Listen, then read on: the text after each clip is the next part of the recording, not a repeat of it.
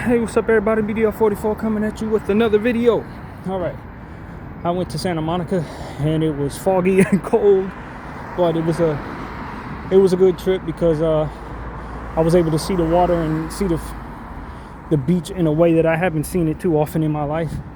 Given the fact that it was that cold, my mom and I would never go when it looks like that or feels like that. And although I worked out there in Santa Monica during the cold, we certainly wouldn't go out to the pier. There'd be no reason to go to my post, do my little 8 hours, and leave and come back to Inglewood. So for it to be this kind of day and see the ocean and stuff, I got some nice footage. Peaceful time and pretty peaceful trip back home for the most part. Nothing too crazy. So yeah, pretty solid day. It felt good to be able to spend my day this way because as I was telling you guys in the previous video, I haven't had a chance to really enjoy my days like that since the start of the season, because I'm constantly trying to make sure I'm available for the games and all the pre-game stuff, post-game stuff. By the time I get out of the house, it's like 2 o'clock. By the time I have to watch the game, it would have not allowed for me to make a trip like this. And in other days, I just haven't felt like doing it or had to do grocery shopping, as I was mentioning, which is something that seems like I'm doing all the time. So this was a day for me to do something different outside of my routine. I don't think I've been to Santa Monica probably almost a year. So that was really cool. And I just wish the weather was a bit more kind. It was like 61 degrees out there. For us, that's kind of cold, especially for me in the valley, and it don't even get that cold right now until at night during this time of year. Actually, it gets a lot colder right now, but that's neither here nor there. The point is I was able to do something different, see something different, and I didn't really account for the weather being so much of a drastic change, because over here it was probably like 75 degrees, over there it was like 61 or something like that. So I'm glad I wore a long sleeve shirt, but didn't bring a jacket or nothing. So I only stayed out there for like 35 minutes, 40 minutes at the most. Walked the pier, took a little footage, stared a little bit, and bounced. That was it. So that's what's going on, man. What else is going on? Not really a whole lot in my neck of the woods. Just hearing about what was going on with the Bondi shootings in Australia. Not sure what part of Australia this took place, but now it's like a lot of footage was conflicting on whether or not this was real footage. There's a guy who essentially said he survived October 7th, got injured in this situation, and it's a lot of people using AI to try to push a narrative, which is unfortunate because the narrative they're trying to push does not need any extra help. Essentially, what people are trying to say is that Israel is bad and the Mossad is constantly looking to get involved in something or do something to push a narrative. It's like you don't need to use AI to do that. In fact, it hurts credibility anytime you want to fake footage or images to push any narrative. So that's really my thing. I just think that, you got to be, especially if you're trying to stand for integrity or stand for something authentic, the last thing you want to do is use AI to push that narrative. If the idea is to expose corruption, framing the people who are corrupt with AI images that's doing things that are not being done definitely does not help your credibility. So I didn't know how much of that was true, how much of that was real, so that's about as much of that as I'm going to say. But I guess there was a guy who was injured who also claimed to be present for October 7th. Now, was that interview where he said that he was there for October 7th AI as well? I don't know. For all I know, that was never something he ever said. I don't know. So I just want to say that I think the world where people on the opposite side of the narrative try to discredit those who are trying to expose the narrative as true, that Mossad is this or that Israel's doing that. There's a world where people on that side will conjure up images of AI and then say that there are people on this side of the fence to further discredit people on this side of the fence. So I don't know that it wasn't them creating that AI image. I'm just saying that regardless of who created it, it certainly doesn't help the cause or the validity of any cause whatsoever, regardless of what that cause is. So yeah, that's just what I want to say about that. Of course, there was another shooting as well, from what I understand. This one was on a campus out here. I didn't read up as much on that one at all, but from what I understand, people think that it was the Mossad who did that one too. I think it was only with so many hours between the two events, and I guess people were saying that there's some credibility to the idea that this was also a Mossad event, meant to push the narrative that we got to push back against Muslim or Islamic terrorism. I don't know. I'm not, like I said, I'm not as up on this particular one, what happened here in the States that same day. I don't know. I really don't know. But one thing I did hear about in regards to the Bondi shooting is that someone I think is very credible said they did their own homework on what they found. What they found was that this is them meaning those who want to attack Iran, trying to more or less create cause enough for America and Israel to attack Iran. And essentially what they're trying to say is Iran hired the individuals who attacked on Bondi Beach, and in doing so obviously gives us, the US, great cause to attack Iran in response to what took place in Australia. That is kind of crazy. All of that's a little fuzzy to me, to say the least. Looks very manipulatable, to say the least. And I wouldn't buy it. I buy the credibility of the person who said they're doing the homework on this, because they've been very credible. But as it pertains to that being something that we should support in the Western world, no. You know, I've been hearing about America wanting to go after Iran, Israel wanting to go after Iran. I even made a short video about a year ago telling everybody I ain't got no problem with Iran as an American citizen. I don't know any Iranian people. I'm only familiar with a few Iranian people, and they're on the internet standing up for good causes. That's my exposure to Iranian people. They're standing up against the evils of the world, representing their people very well. That's as much of Iranians as I know, honestly. And so for me, I don't have any problem with Iranian people. I don't want no problems with Iranian people. And I don't support my country picking a fight with them to further reinforce its control over the Middle East. I don't want us to do that.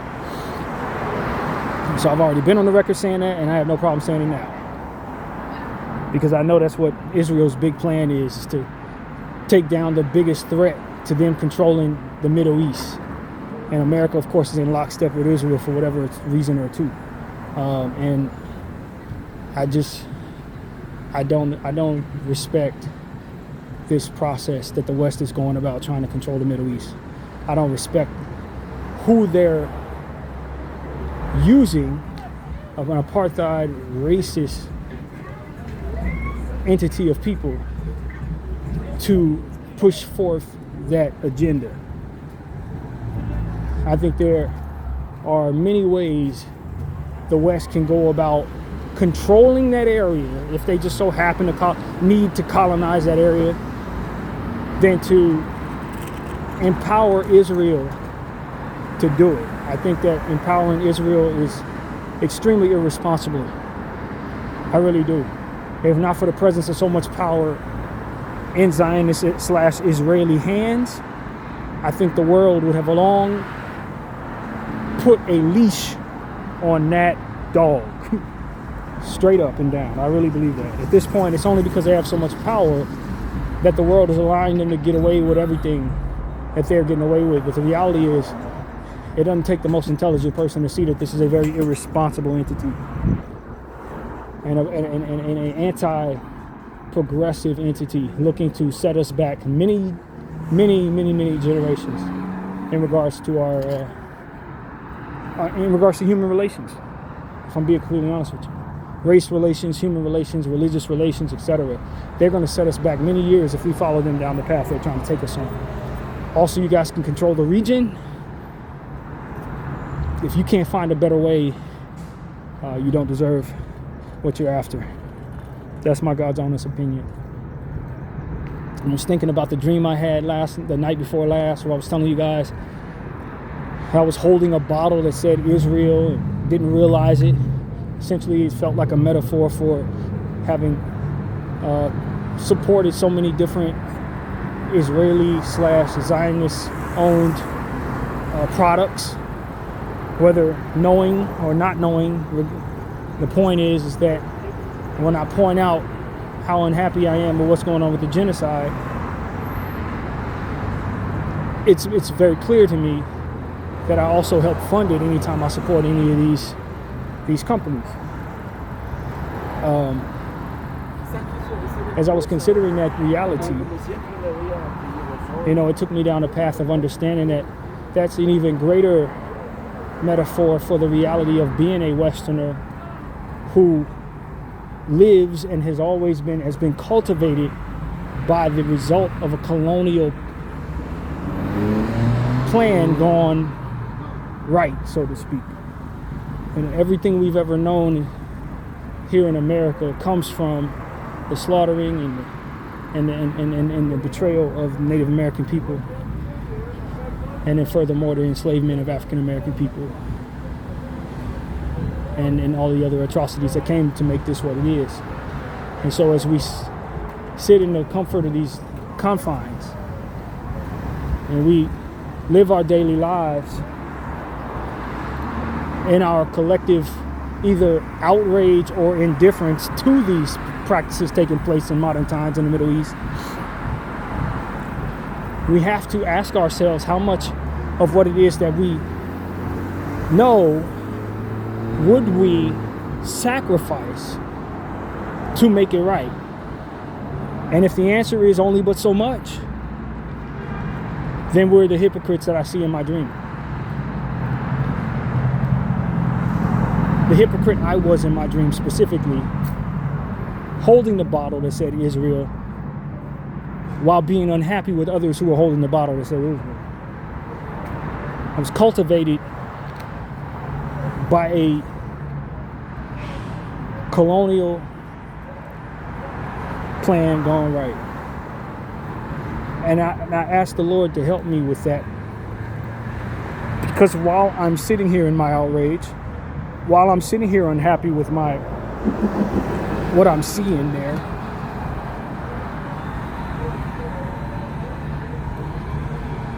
the stability that I've known is a result of those practices that are taking place in the Middle East. Memories, all of my best memories, any memories, good and bad, they've all come from being in America, a country that was only possible because people were able to do to this place what they're ultimately trying to do to the Middle East right now. I don't know if I should be unhappy with myself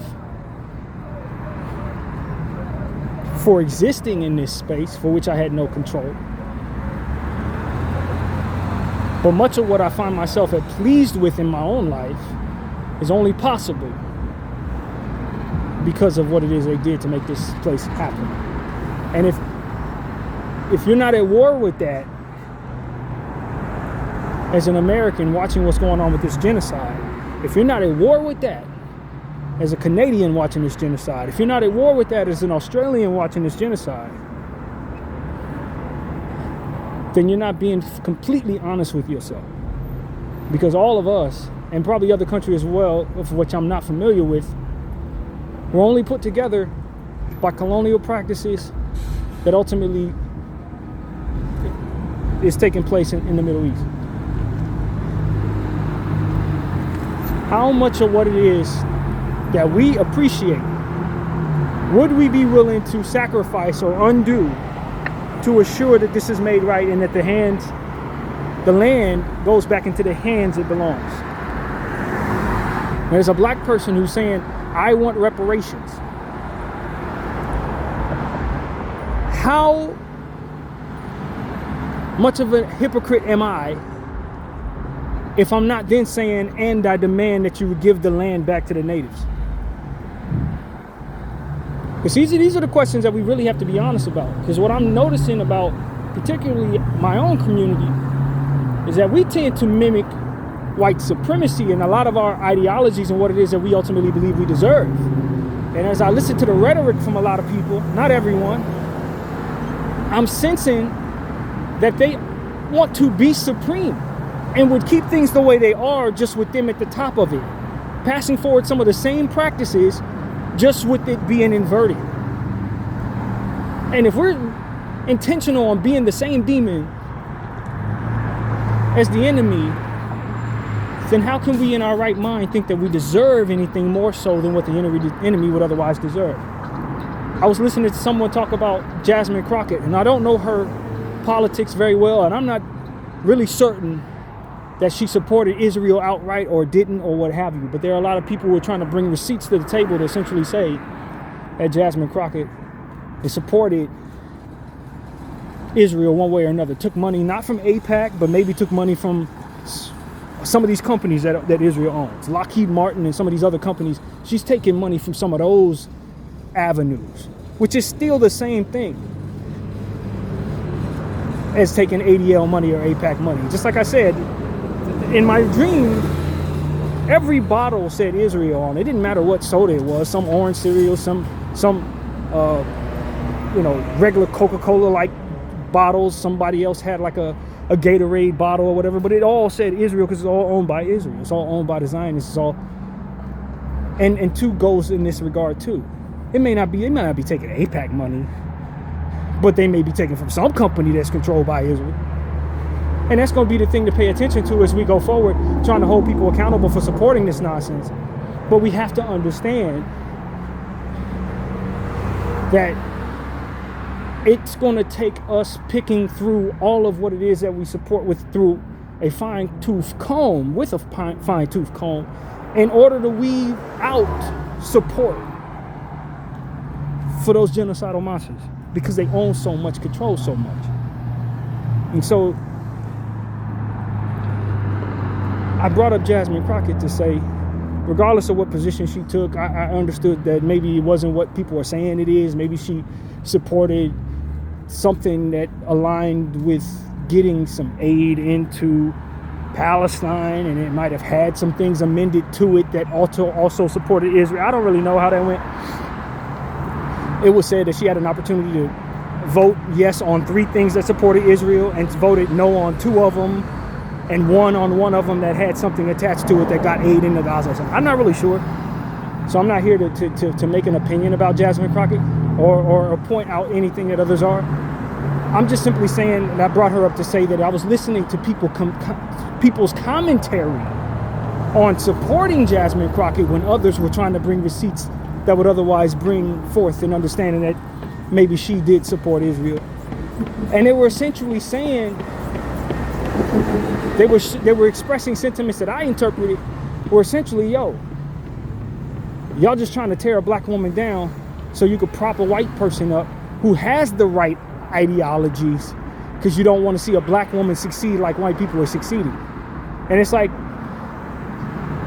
if you interpret it the way that I interpreted, if I articulated that correctly, essentially what the person who was supporting her was saying, it's very inconvenient that we will stiff arm her and not vote for her because she doesn't take the right position, when we would then allow a white person who does take the right position, so to speak, on these type of topics, and let them control office, because whites have been controlling office, whether they do the right thing or the wrong thing, we are always quick to prop them up. But when a black woman comes around, we try to, again, pick through what she's done with a fine-tooth comb in ways that we wouldn't a white person, is essentially what they were saying. And my thing is,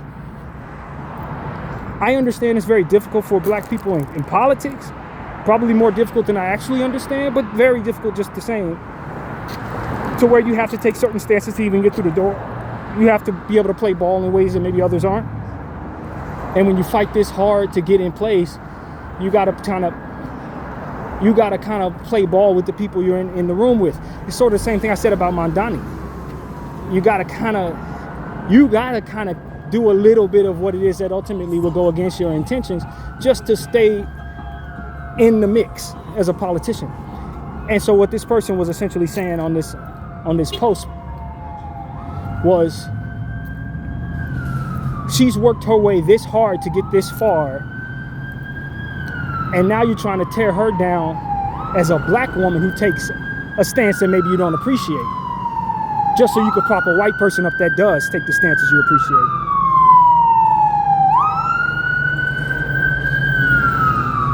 And that coincides with what it is that I've been trying to say is wrong with a lot of what is going on in my community. We don't, because we're trying so hard to gather control in a white person's world, we almost feel like we're entitled to take stances that go against our ethics so that we can garner that control. And that we, if I'm supporting what this person is saying, should be willing to choose black over ethics, with the understanding that black people are trying so hard to get in place and have to kind of do some evil to get some power, but that whites have controlled things so much that even if they're taking the right stances, I should still choose black for the sake of the understanding that we're trying to garner some control in this white man's world. I don't believe that is a priority for me as a person. And I respect just the fullness of how difficult it is for blacks to get power in this colonial environment. And I also understand that whites have been controlling things for a long time, and good or bad, it's been basically them at the top of everything. I understand that. But as sure as my name is Bdf 44, I'm gonna choose somebody who's gonna have the ethics that I agree with, and sacrifice maybe a position to have a black face in power, if the position that I agree with aligns with bringing forth a balance, specifically to circumstances where imbalance is ultimately upheld. I'm not going to align with apartheid and genocide in faraway lands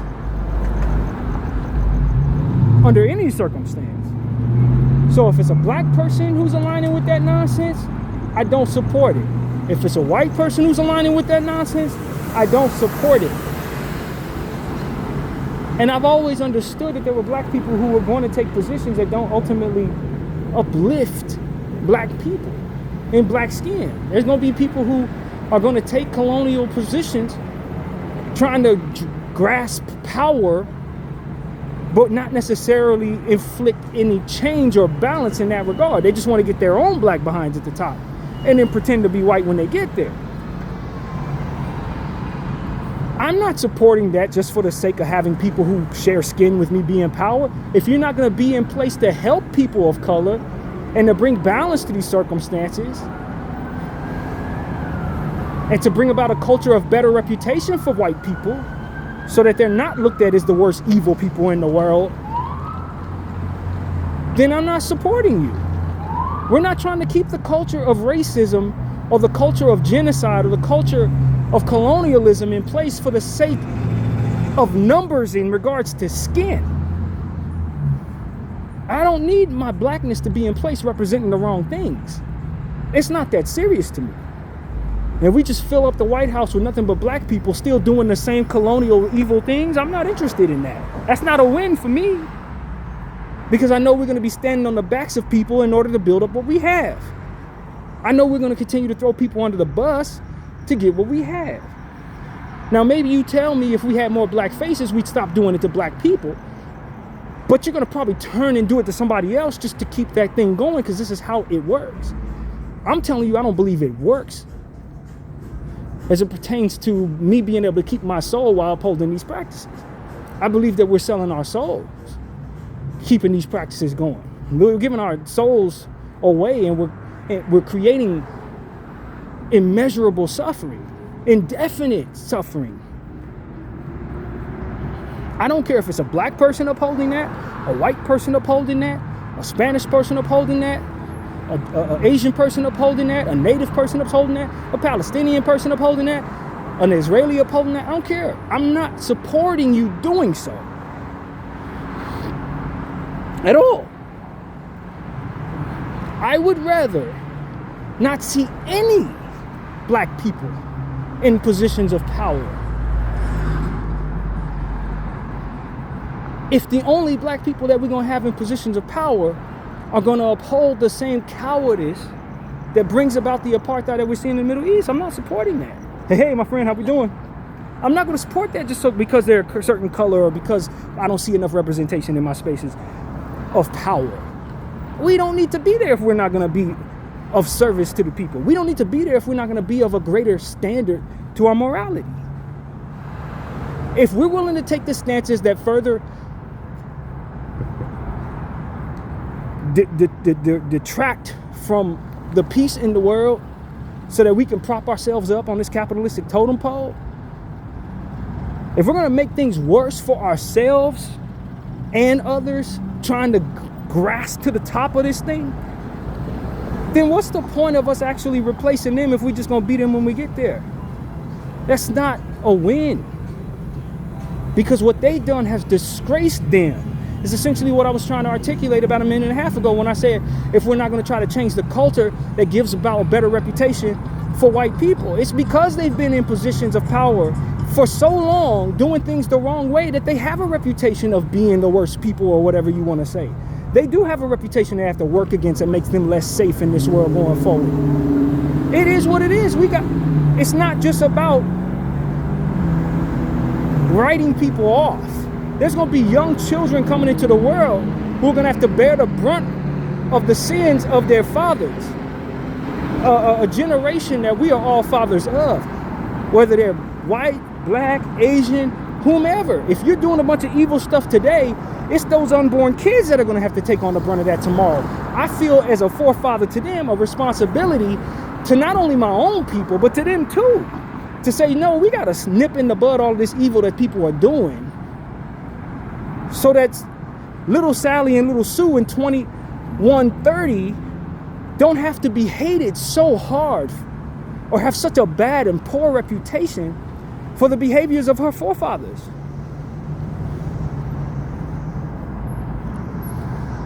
It's about the uplifting of humanity and the redirecting of poor reputations, about the ending of suffering, not inverting it so that the people in power can look like me while upholding the same actions and the same evils.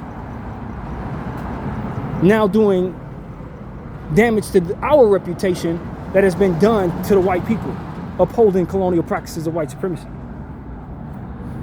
3,000 years from now, we don't need people looking back on black people saying they were the worst thing in the world, because we upheld the things that we ultimately saw the oppressor do, and then turned ourselves into the oppressor and ruled from there. No, I'm not rolling with that.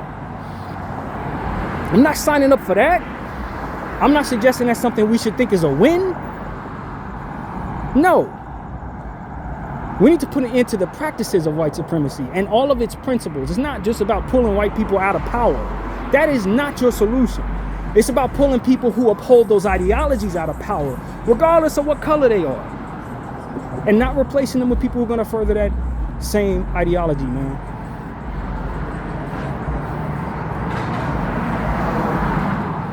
And that's what I want to say to people, man. I don't care to mimic the oppressor. I don't care to take over what he controls and continue controlling things his way, because he don't see no better way. I may see a better way.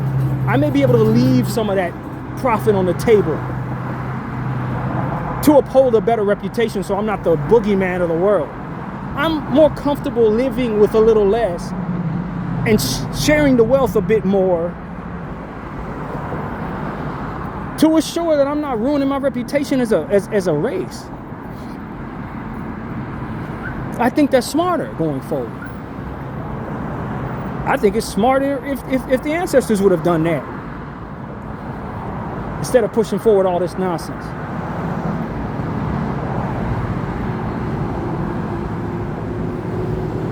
And some people say, well, we haven't seen the brunt of what that poor reputation is ultimately going to provide. We ain't seen mass genocide placed upon the people who've committed mass genocide against the Palestinians. Hopefully it doesn't come to that, but you welcome that type of vitriol when you uphold these practices unapologetically. This is what ultimately they're going to be up against in the future, and their children are going to have to bear the brunt of this when they're long in their graves. I'm not stuck in the moment as a person of color. I'm not indifferent to the suffering of future people. Like a lot of these folks who are trying to grasp what the culture of capitalism and the culture of colonialism is ultimately about. They don't give a crap about tomorrow. Only is to say that they would be the ones that built it. But that's not to say that it's not going to be torn down or ripped to shreds and everybody there not going to have any good energy pointed at them because of these practices. They are not thinking that far ahead. They don't care about any of that. They don't respect those consequences. They need to run into that in order to care. Not me. I can fathom such. I can see a world where people are doing horrible things to Jewish people because of what they've done today in this era to the Palestinian people. Throwing them, putting them in camps and stuff like that, like they went through. Having to go through that all over again because of what these people are doing today in their name. It's dangerous. It's irresponsible. And it speaks to the indifference that they have to the future and to their own people. While claiming everything is about them, they're leaving them to these consequences and behaving this way and allowing everybody to see it. It's not harmless. It's not harmless. And maybe they think they can control it. Maybe through narratives and controlling all the media, maybe they can just warp everybody's mind into unseeing all of these scenes here. But the reality is they're taking a big risk. It's a massive risk. It holds harsh consequences if it fails. And they're willing to risk it. And that's irresponsible in and of itself. You know, all their power and all of what it is they control, they want to uphold unfairness. And they want to be celebrated for it. That's not real. That's not real. You can't actually do that. And because they believe they are so ambitious in this regard, they're willing to defy gravity in this regard because they know that when the consequences come, they likely will be long in their graves. And you want me as a black person to mimic them? I'm not that type of stupid. You want me to lead our people toward rising to the top of what it is that ultimately that is about? No, that's not how we gonna do it.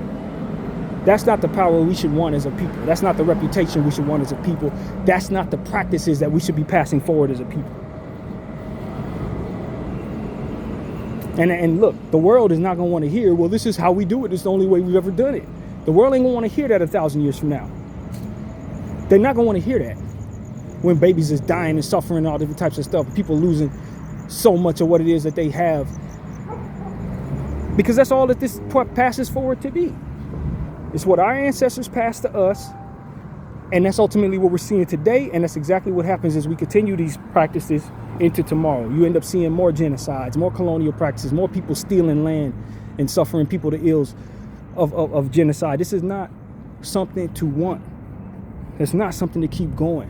That's not something to say, well, I'm benefiting from it, so we should keep doing it. No, you should stop doing that. That is something that doesn't bode well for humanity going forward. And so that's what I'm saying to you guys. No, I'm not certain of Jasmine Crockett's position on this. So this ain't an anti-her or anything like that. This is me responding to someone who's defending her, and their position was we should be fine with black people taking positions that are not so good just so we can have black people in position of power. No, I'm not doing that.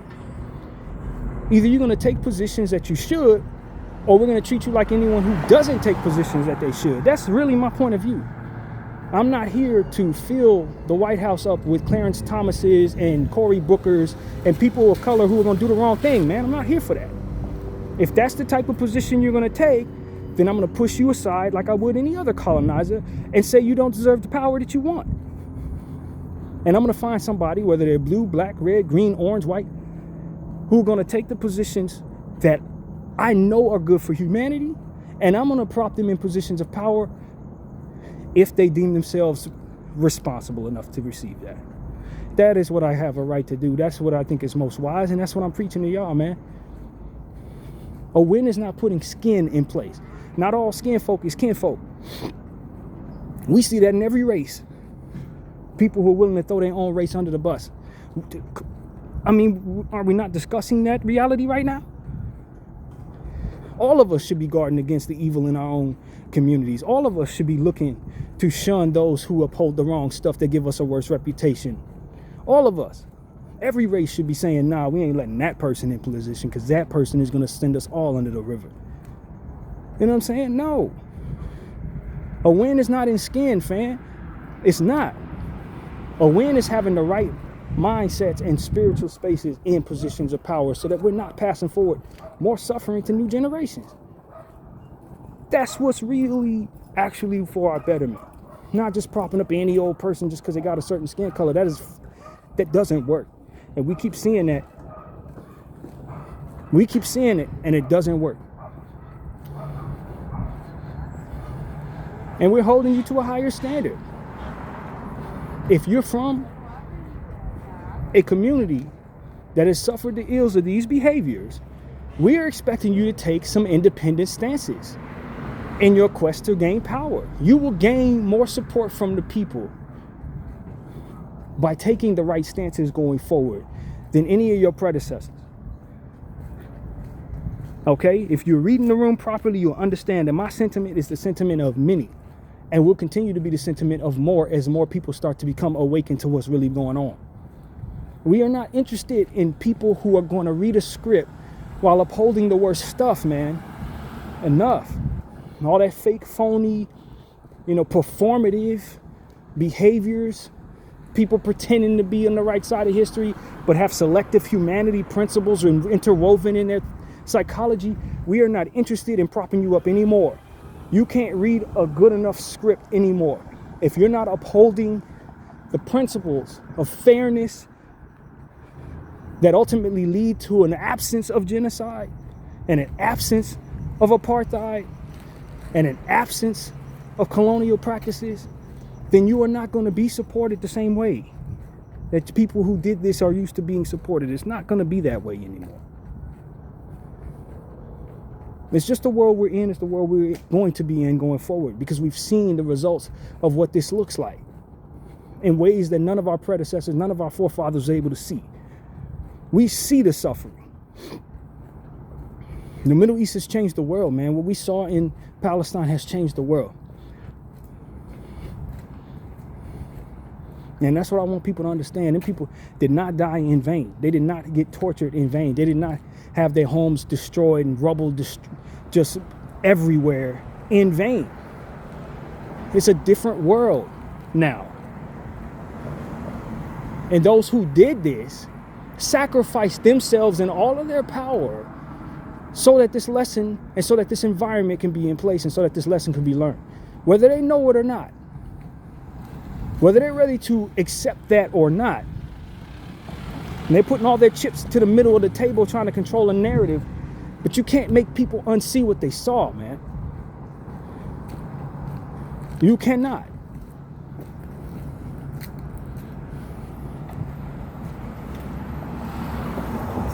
And that's really what it comes down to. They're going to have to kill us all and start over with an entirely new set of people if they want full support, because it ain't going to happen.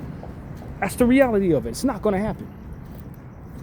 You don't have enough money. You don't have enough New Yorks, LAs, as I said in my previous videos, Hollywoods, Netflix, Paramounts. You don't have enough. That influence was phony. Who we are to our souls and to our hearts are people who don't want to see people suffering. That's what's wrong with your assessment of who you're marketing to. You think that because you've given us what you've given us, that we're going to allow you to do awful things that we wouldn't allow others to do. You can't contribute enough to make it so that you are above reproach. This is what the Zionist and the Jew needs to understand. You can't contribute enough to make us fine with you hurting children. You cannot. And it doesn't matter how much you pour in, how much of your wealth you pour into trying to control the narrative. The narrative isn't the essence of what makes our mind up in this situation. It's the images that we saw that we will not and cannot unsee. You had might as well stop pouring your money into those type of things and start pouring money into your defenses, because now the world is looking at you as the cancer of it because of what it is that you've done. This is not a PR nightmare. This is a security nightmare for you. You're assessing it wrong. You've been going around telling everybody about anti-Semitism and trying to control the word to fit the narrative that makes you the victim. But what you don't realize is, in the presence of this genocide, you've created the hate that ultimately you've been trying to manifest. People really do hate you like that now. People really do think it's necessary to do this, that, and whatever they can come up with in their crazy mind to protect themselves from you. You've effectively made the world less safe for you just by engaging in these behaviors. And doing this just makes people more angry with you. So if your goal is to constantly have to look over your shoulder and be at war with literally all of humanity, then keep on the path you're on. But if that's not your goal, if world domination is your goal, you've essentially capped off your ceiling in that regard from here on out.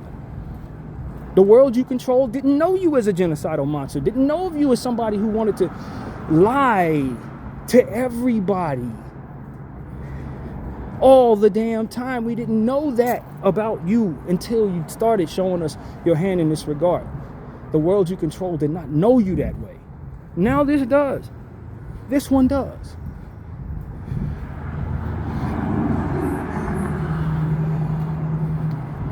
And you're insulting us by thinking that you can push enough propaganda into the eyes of the witnesses to what it is you did to make us support you. There's no psychology that's going to make that work. There's no psychological implementation of constant, repetitive psychological planning. None of that is going to work for you. You can throb this crap into our heads for 1,000,000 years. We're never going to look at you the same way, Israel. We're never going to look at you the same way, Zionist Jews. Never. There's nothing you can do, man. There's absolutely nothing you can do. And that's what you guys need to start knowing, and that's what ultimately you're going to find out. The PR nightmare has just begun. You're making it worse. And there's really no solution for this. It's the God's honest truth. There's no solution for this. People may adhere to you from a structural standpoint. Governments may listen to you. Corporations may do your dance. But the people, the vast amount of people who are out here, they're not about to follow whatever it is that you're trying to do here. They're not going to support you the same way. They're going to look for opportunities to not support you. And they're going to continue to feel challenged by your intention to control us going forward. People are going to feel challenged. Egos are going to be ruptured. And it's going to be more and more dangerous for you to live in this world. And so if that's what you're going for, that's what you're going to get.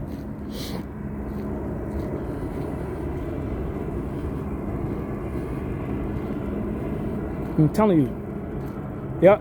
It's not that you have to teach us how to be fine with you. It's that you have to unlearn things inside of you. That's your equation. It's not to convince the goy that this is fine. It's to unlearn that for which made this massive mistakes to begin with. This massive mistake to begin with. You got to unlearn what put you in a position to be in this crisis. The ideologies that made you think this was the right decision for your people. The ideologies that made you take the positions that you ultimately took in the first place. That's where you really need to be pouring your marketing dollars into unlearning what you've taught one another for the last 4,000 years. Because you're in a point of no return when it comes to us, the rest of us. You're at a point of no return. And all this talk about joining in with us to fight the Muslims, that is over. That dream is dead. I want to let y'all know right now, that dream is dead. Whatever that was about, it's not going to happen. The people that you call the Christians that you think you are aligning with, they're not real Christians. Those are not the real Christians. People who actually believe in Christ are going to despise genocide, man. They're going to despise Israel as we currently understand it because they support genocide unapologetically. You can gather all of these fake Christians. What you're actually gathering is more of the devil's people. You're not gathering actual people that follow Christ. That's not the real Christianity. You can have numbers, but if all of your numbers are phonies and fakes and people who sway with the wind, then you don't really have numbers, do you? Let's really assess this. If you're not getting the essence of the real to support you, then the people you do have on your side are going to turn on you the moment they get an opportunity to, or the moment it makes sense to do so. You're not going to have real support. People who really support human beings, people who really support power in your hands are going to do so because you've inspired change within yourselves that people can get behind. That's your real equation. Unlearning all this nonsense, proving to the world that you don't see yourselves as worthy of hurting other people in the name of yourselves. That you can have some decency within yourselves as it pertains to your reaction to whatever it is you think has been done to you. That you can have some decency as it pertains to the unselfishness necessary, leaving a little on the table instead of hoarding wealth, pushing poison on any goy that you see. That is your equation. Selling us poison in all these different types of ways, and then selling us lies in all these different types of ways, and then committing genocide in front of all of us, not respecting our minds in that regard. And you think you can put a couple cartoons on TV dancing and singing for you that's going to make us feel good about all of that? That's not. You're underestimating the humanity in the people. You're poorly assessing what matters to the people.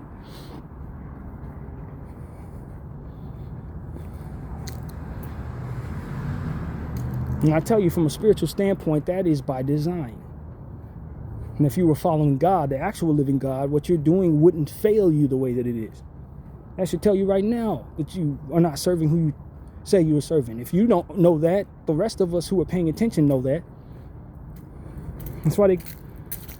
That's why a lot of what it is that you're doing is not working, because it's been very clear to us that you don't serve God. You serve Satan, the synagogue of Satan. That's what everybody's calling you. That's what it is. If you were serving God, then what you're doing will work. You would have the context to understand the people, and you wouldn't be selling them nonsense, thinking that you're going to garner support. It was not going to do that. What you're doing doesn't do that. And if you were doing it for God, it would, essentially. That's the point. Many people are afraid to tell the truth about you, but that environment in and of itself is going to become less and less real. People are not going to be as afraid of you as they are angry with you. We're not going to fear you because you terrorize us.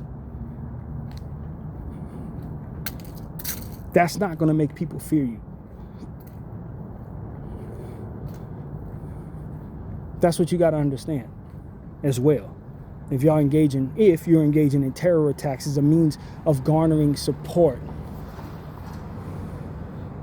thinking that you're just going to scare us into submission, that's not the heart of the people you're actually marketing to. That's not how we actually are. That's not how that actually goes. Thinking that you can appeal to our sense of comfort in the presence of your wrongdoings, bringing forth that environment of comfort. See to the beginning of my video. The war that takes place inside of my mind as an American, understanding what you're engaging in right now is ultimately the same behavior that built the country I'm in. It becomes a war within myself. Not an acceptance of wrongdoing, but rather a war to say that I should be willing and believe myself to be better for being willing to throw all of this away to make right the wrongs that were done to make this all possible. That's the essence of the American that you don't understand. That's the people you're actually speaking to. You're underestimating our guilt and overestimating our selfishness.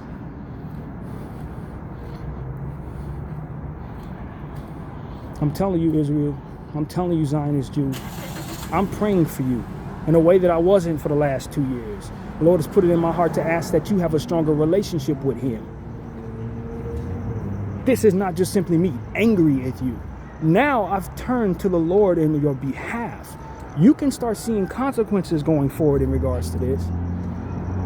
While a good portion of Christianity is not thinking like this, a good portion of America is not thinking like this, but those of us who are actually close to God, He's putting this in our heart now, man. He's going to start moving things in regards to those prayers that we're praying, and you can start looking for those any day now. Bdf 44, I thank you all for watching. I'm out.